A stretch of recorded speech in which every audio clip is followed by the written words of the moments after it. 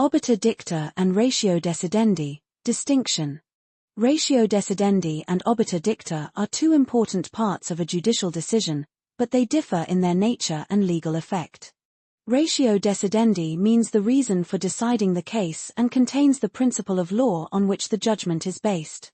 It is the binding part of the decision and must be followed by lower courts in future cases with similar facts. On the other hand, obiter dicta are remarks or observations made by the judge which are not necessary for deciding the case. They do not have binding force, but they have persuasive value and may guide courts in future cases.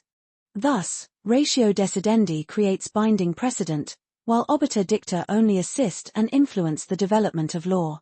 Obiter dicta must be clearly distinguished from ratio decidendi. Ratio decidendi is the binding legal principle of a case.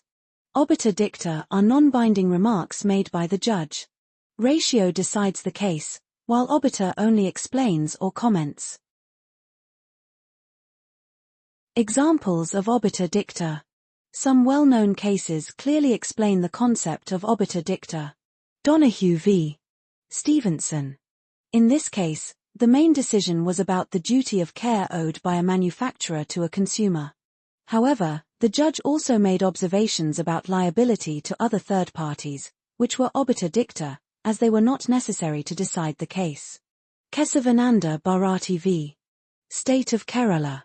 While deciding the basic structure doctrine, the judges made remarks on various constitutional provisions not directly an issue. Such remarks are treated as obiter dicta. ADM Jabalpur v. Shivkant Shukla. Some observations made by judges regarding fundamental rights during emergencies, which were not essential to the final decision, are considered obiter dicta. These examples show that obiter dicta are incidental remarks made by judges which are not binding but may influence future judicial decisions.